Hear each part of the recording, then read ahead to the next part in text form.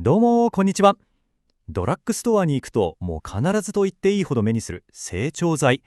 便秘にも下痢にも効くって書いてあるけど、それって一体どういうことってちょっと不思議に思いません？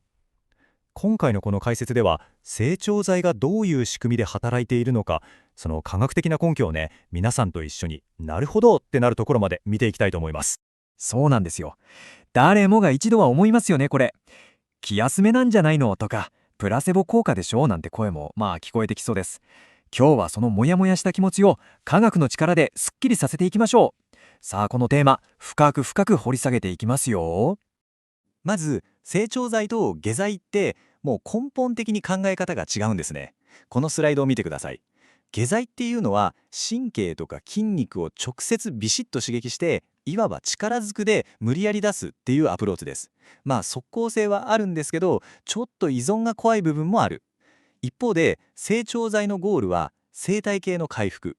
生きた善玉菌を腸に送り込むことで、腸が本来持っている自然なバランスを取り戻そうでっていう、すごく穏やかで持続可能なアプローチなんですよ。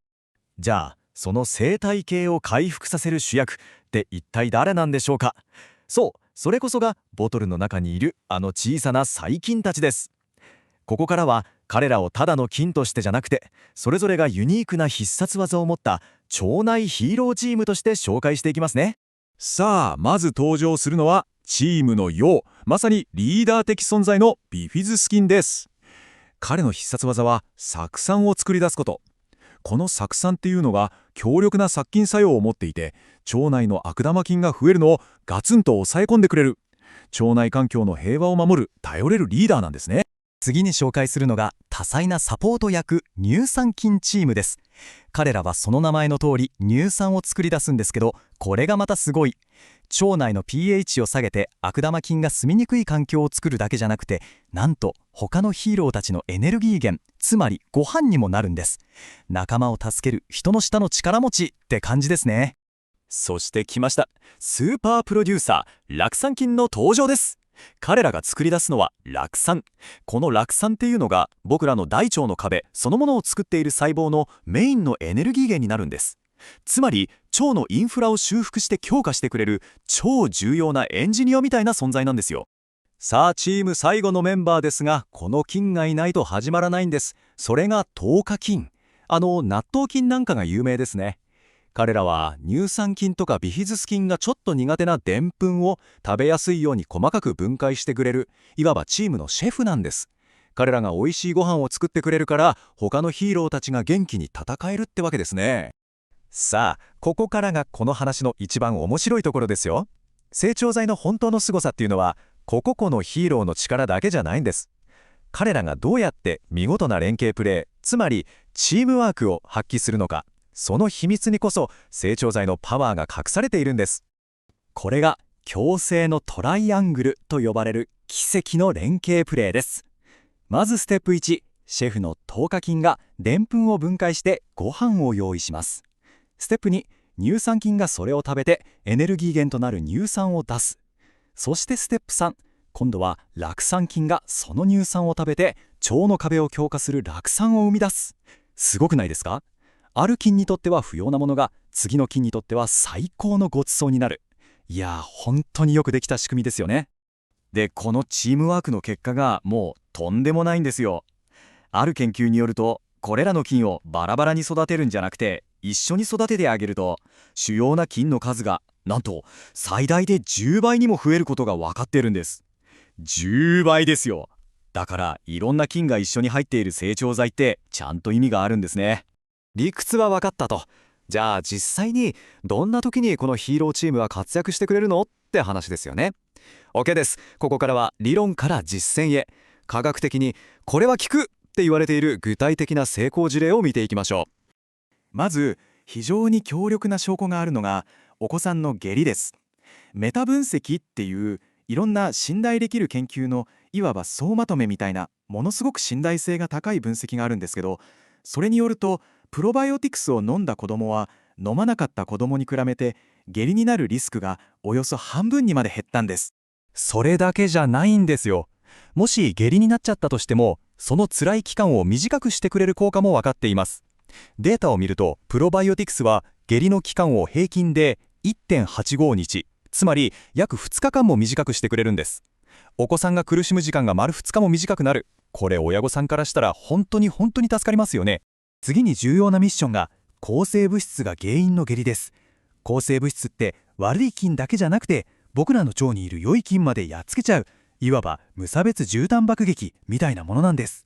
そこで登場するのがこの攻撃にも耐えられるタフなヒーロー、特に胞子っていうバリアをまとった酪酸菌です。彼らを抗生物質と一緒に摂ることで腸内生態系を守り抜いて下痢のリスクをぐっと避けることができるんです。でもですね、どんな物語にもちょっとした落とし穴があるものなんですよ。これまで紹介してきた頼れるヒーローたちがある特定の状況ではまさかの問題を引き起こすことがあるんです。ここものすごく大事な話なのでちょっと集中して聞いてくださいね。この言葉強烈ですよね。死母の人にとってプロバイオティクスは火に油を注ぐようなものだ。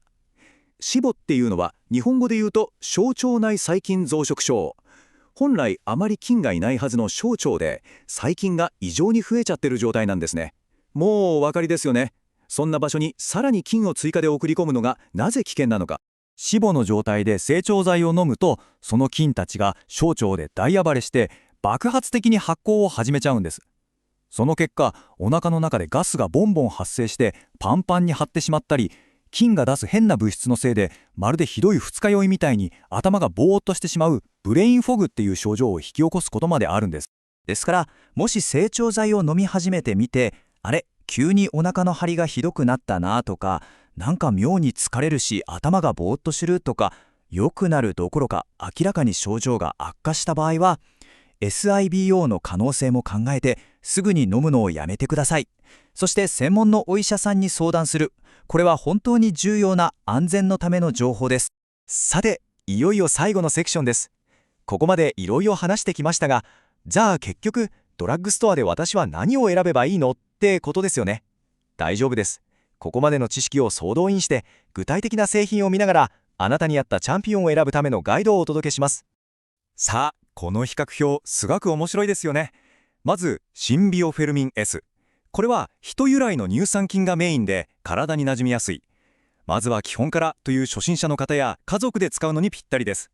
次にビオ3ハイ。これはまさにさっき話した強性のトライアングルを体現した製品。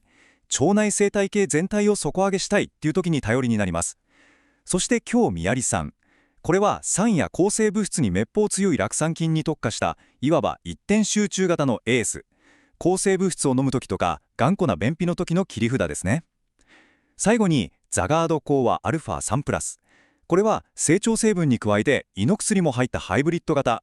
お腹の不調と胃の不快感がセットできちゃうっていう方には心強い味方です。というわけで最初の質問に立ち返ってみましょう。整腸剤は本当に効くのか。その答えは多分どのサプリが一番すごいかを探すことじゃないんですね。そうじゃなくて、今の私の腸は一体どのヒーローチームを呼んでいるんだろうって考えること。